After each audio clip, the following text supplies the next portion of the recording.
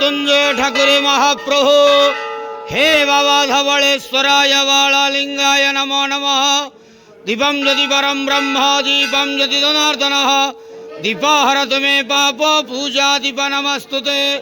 धवलेश्वराय बालालिंगाय नमो नमः। संसार सुखी रखंतु। आज पवित्र धर्मर मास कार्तिक मासर तृतीय सोमवार रे समस्त श्रद्धालु भक्त मानू आशीर्वाद करंतु। मनस्कामना पूर्ण करंतु। कर्मक्षेत्र उन्नति करंतु। ग्रहरिष्ठ खंडन करंतु। जगतर मंगल करंतु।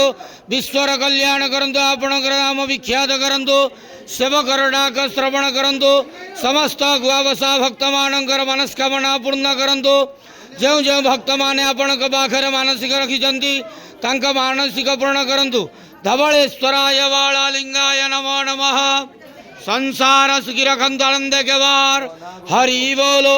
पवित्र धर्मर मास कार्तिक मासर तृतीय सोमवार रे समस्त श्रद्धालु भक्त मानू आशीर्वाद करंतु आनंद के बार। हरि बोलो। बाबा धवलेश्वराय बालालिंगाय नमः।